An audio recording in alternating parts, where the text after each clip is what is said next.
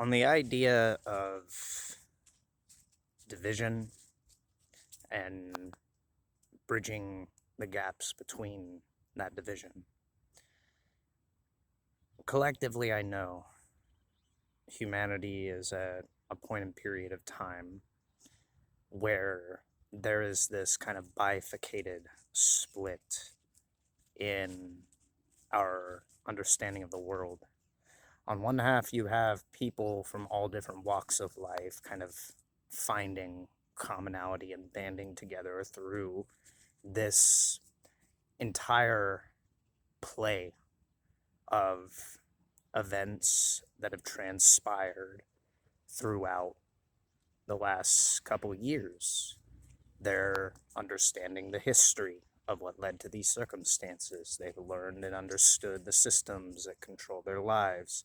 They're getting a broader understanding of the ideals that they've been taught and where they were first conceptualized and intercepted with other understandings and frameworks. And they're going above and beyond and challenging and questioning things to come to a cohesive, unified understanding of different ideas and concepts and constructs of what humanity has produced over its entire long spanning history to find unifying similarities that bring together understandings and different understandings rather than paradoxes and polarities that divide understandings. They're beginning to bridge the gaps through understanding the different ideals and different aspects of different ideas, use and utilize the same concepts and symbolism to speak of the same thing.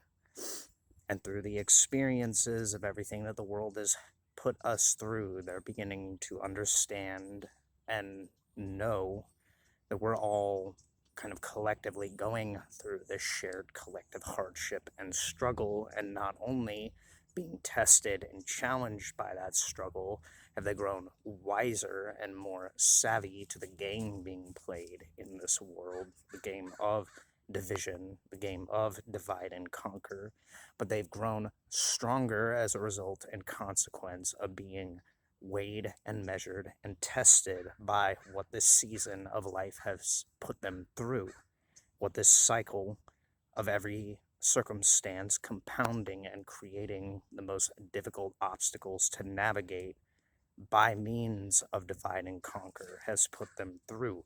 And even through all of that, they are finding unity. They are finding the ability to unite and understand and bridge the gaps where division tries to sow seeds of discord and chaos. On the other hand, you have people still caught in the waking narrative that has been kind of incepted and woven to span and cause more turning of turmoil and conflict in the midst of the global populace, further creating schisming and making life a game of calculated, cold, strategic one-upmanship and stepping on one another for resources provided by the very structures and the very orders that exist within civilization that have in turn shown their face, taken off the mask, become corrupted, and are attempting to lead us down a path of more divisive and arguably more Promethean barbarism for the sake of attempting to essentially cull what they see as competition amongst other human beings no different than them. This bifurcation born out of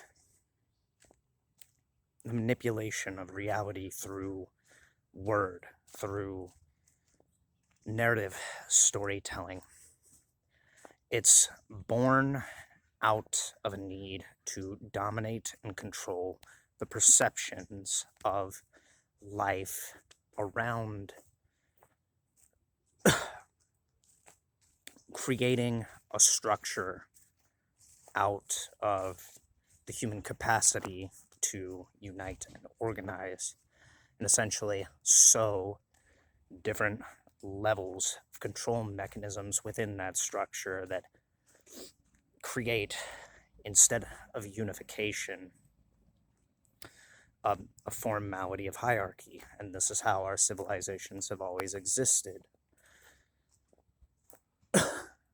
The thing with that is it provides and facilitates direct paths and avenues for people with the pathology and the tendency to use that as a formality of control over masses of people. It's wide open in that kind of field of containment. If you can conceptualize a degree of getting people to see an idea of limitation or an external threat to their lives, that you can superimpose a concept of an adversary existing on them and upon them, they're going to follow and believe whatever leads to a reinforcement of these ideas and concepts, because you're going to train and condition people on a level of fear of said threat. So they're going to reinforce that established concept. They're going to look for the things that provide evidence to that concept. And they're going to be slowly trained and conditioned into believing those concepts to be the reality. People with a degree and a capacity to self-reflect, to analyze, to question, are going to see the paradoxes and the nuance that is behind the direct authority imposed by a given narrative, by a given word. And this mechanism that exists within humanity exists for the purpose of being able to outrightly expose fallacies or reconfigure and deconstruct flaws in logic, reason, ideal belief. Now, there exists people with this capacity and understanding who oftentimes weaponize this in order to control other people by steering them through and wearing the guise and the capacity to navigate logic and reason by appeal to emotion, creating and constructing a narrative of what they're speaking and what they're doing ultimately being for a greater cause or a greater good or a higher purpose. And this, by its nature, it's a very subtle and hard to navigate manipulation if you are not exposed outright to the ability to step beyond the boundaries of what people speak versus what the pathology of their actions, and the ability to think long term into the future, to understand the past, to analyze and think for yourself. Produces. It's an inability to have your blind spots of logic and reason tamper with to a degree where you can be conditioned into following and subscribing your autonomy, your power to other people, steering the direction of your understanding and your capacity to understand the world and how to navigate the world into a superimposed narrative or a superimposed formality of being under the influence of other people's worldviews.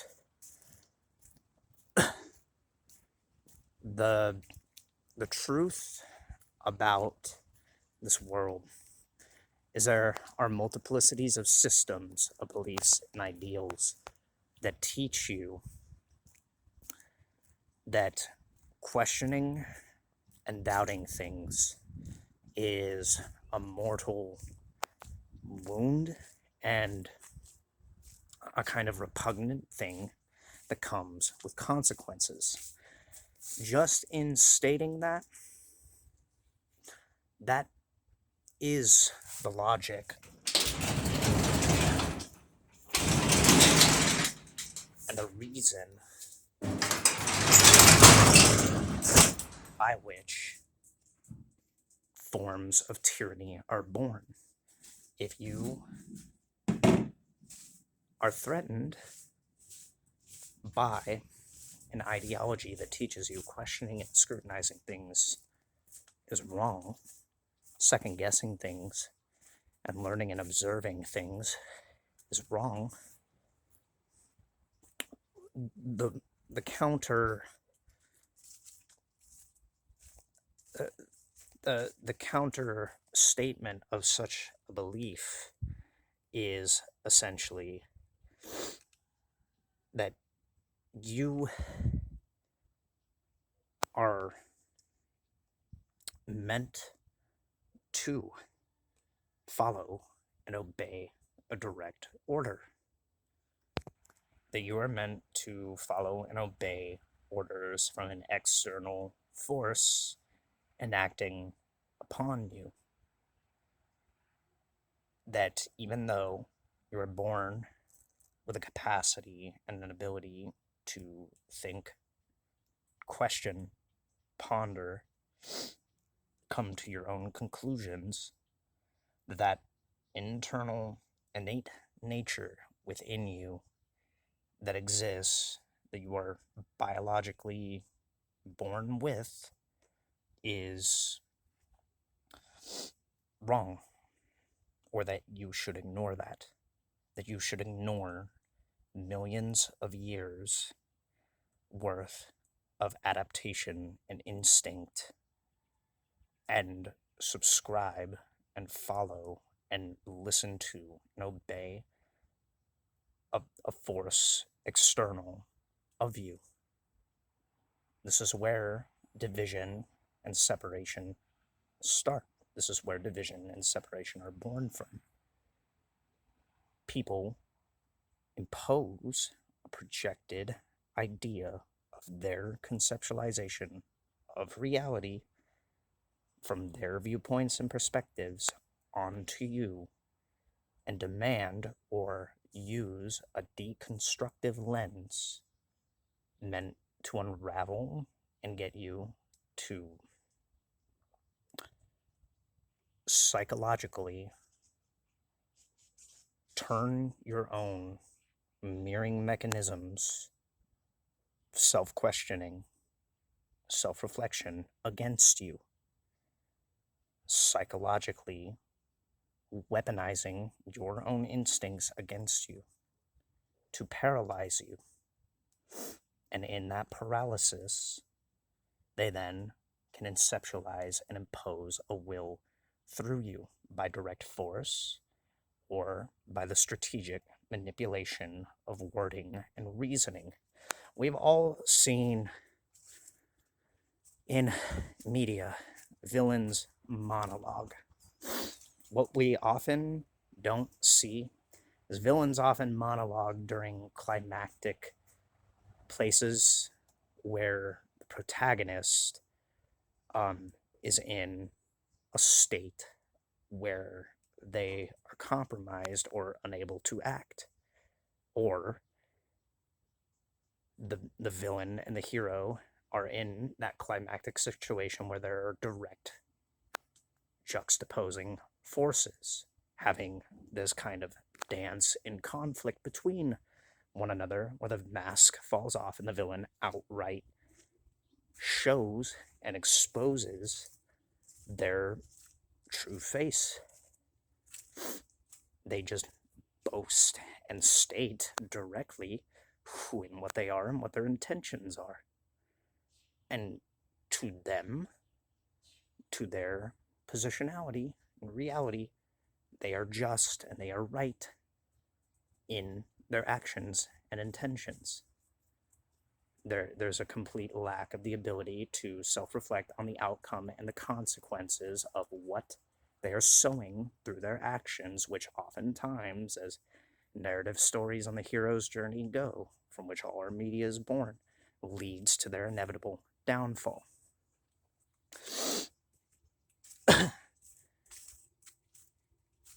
We have been conditioned through a formality of what is essentially honeyed words or sweet verbal venom to sow into our minds a narrative of certain ideals and concepts that in reality are kind of a reverse engineered and manufactured narrative of consent through compliance with accepting the gravitas of a given perspective of what ideologically constrains us to boundaries and limitations based on group collective insight, group collective agreed consensus is a mass spanning mind manipulation, mental manipulation that has put us all in this kind of self-inflicted state of containment and paralysis. Why is the world so fucking weird right now? Why do people bottle up their emotions and then explode for like no fucking reason whatsoever? And act in a different way? Well, in part because trust has been broken. And there's a loss of trust in society and civilization. And people do not know how to navigate a world where you're constantly having to feel like you need to look over your shoulder because they've been trained and conditioned to accept a given perception of the world around them for such a long period of time. They do not know how to navigate on their own accord, as they have not exercised the ability to question and scrutinize things about the world around them and come to their own conclusions and decisions.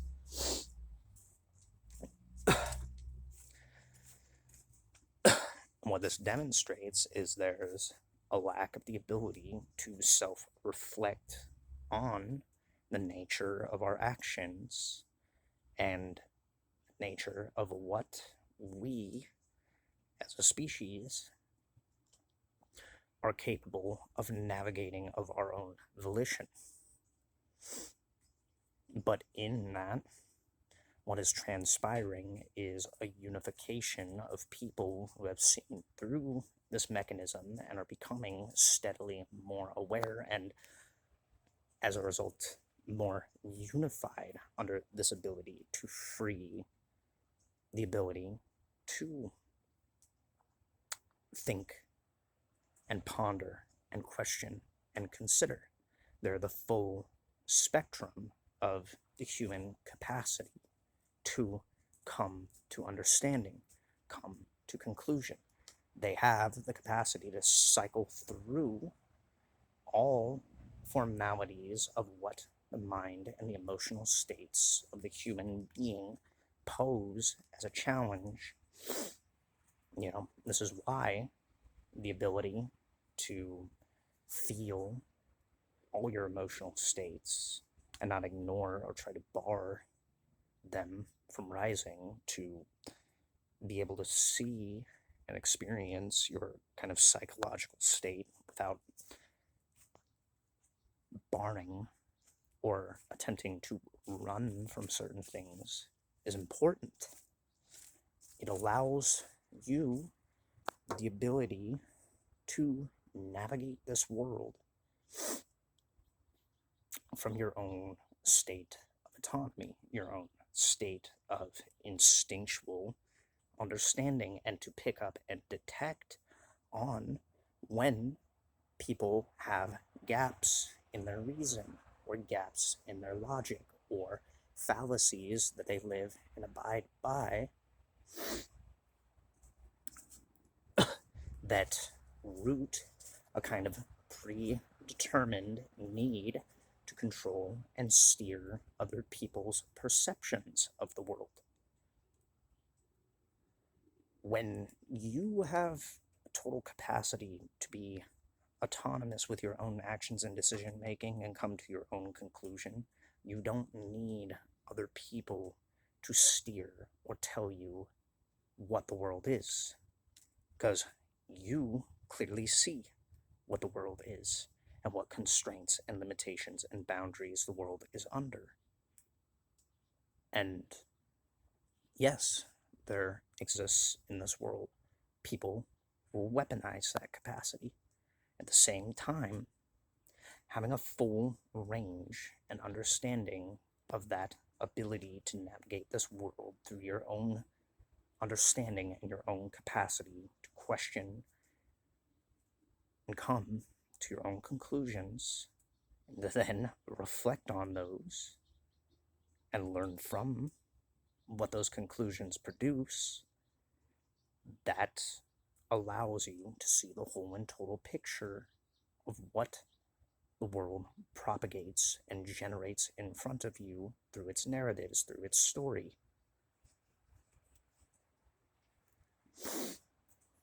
The world that we live in currently, it's under a heavy suppressive force of mental conditioning that paralyzes people from being able to make decisions, because it imposes continuously and constantly an embridling in the worst possible outcomes, cases, and scenarios that get you to root your life in seeing and observing everything that has to do with the future and everything that has to do with the past as a negative. So you cannot build and construct a world with your mind, or the instinct, the survival instincts, and the ability to adapt and to grow and to thrive in an adverse condition and circumstance, with the capacity of being able to construct and build an understanding and knowledge and wisdom, and therefore an idea, a vision for a path through the challenges that this world produces for you as a gauntlet to keep you in this control mechanism, this controlled state, this state of paralysis.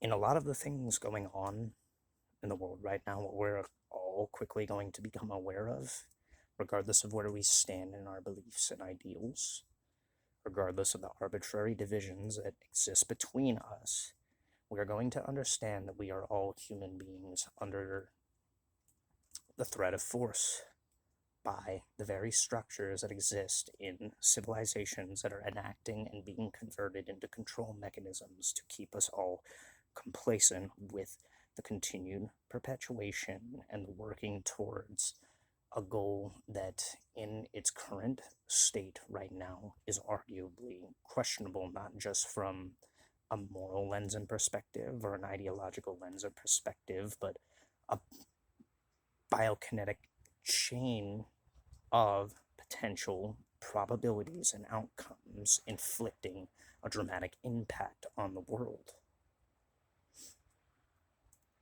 that will long term affect not only our species, but the ecology of the existing planet that allows and allots us the resources to survive. And when that time comes, you are going to have a kind of catalytic event and circumstances where people at that time have no choice but to set differences aside for the understanding and coming to a kind of aware, rational conclusion in the present moment where everything compounds on itself as a system cranks a gear into a higher gear, or a gear into a higher level, and the control mechanisms speed up. You are going to see people realize and analyze that the world runs fundamentally on clockwork, on a control mechanism. And it is moving and turning with the story and the narratives that are being fed to us to facilitate and move us into a more bridled, pathological, and misconstrued identifying with a civilization trying to bring about a level and degree of controlled chaos and influences that put basically everyone on a uniform playing field of having their lives jeopardized by the potentiality of what essentially is manufactured barbarism through divide and conquer strategies, turning people against one another for their differentiations and beliefs and ideals, using the narratives of their own beliefs and ideals against them, and getting them into conflict with one another. And what this creates slowly is a factioning of groups that, when put into direct real world conflict with one another, will pick one another off. And those numbers will reduce the amount of threats to the overall control mechanism that is actually feeding and pumping the division. Why would they do this? Because all of these groups threaten the central control mechanism of the world that steers everything like clockwork. And by reducing the amount of threats to it, it has a wider, broader overreach and capacity to control the populace that exists within it and has to abide within it, that is then forced into complacency and further control mechanisms. You can look at the world that human beings have built in the current paradigm we're living in under this machine architecture like a set of control mechanisms that are global spanning. Think of the machine, think of our civilizations like the head of an octopus. It's a big, undulating, alien hive brain. And all of the information that flows outward to the populace, think of those like tentacles, like tendrils. They weave and they twist around the populace and stir up the dust on the ocean floor of our awareness, of our understanding of the world, so that everything is blurred and mired and muddied in the waters. And then the tendrils, the tentacles, in all that confusion, swirl and grab at whatever it can moves them around into direct conflict and juxtaposing, contrasting forces. The tendrils retract, and those forces rival and combat one another. What people do not see is that the octopus, the machine, is allowing the more credible threats to its overall structure, the tentacles, the brain, everything, to pick one another off. And once those groups had picked one another off and the dust settles, the tendrils lash out again. And they bring everyone and everything closer and closer. That central mouth, that central maw that feeds on all this discord and division and destruction, further and further closing the loop and sealing the gaps of the reach that it has to its direct line of sight prey. Everybody who has to comply, who cannot fend for themselves around this octopus. And it rinses and it repeats the process until steadily the tendrils contract further and further and closer to the center. That entropic force contains, controls, mobilizes, and moves and directs everything closer to the maw, the mouth of conflict.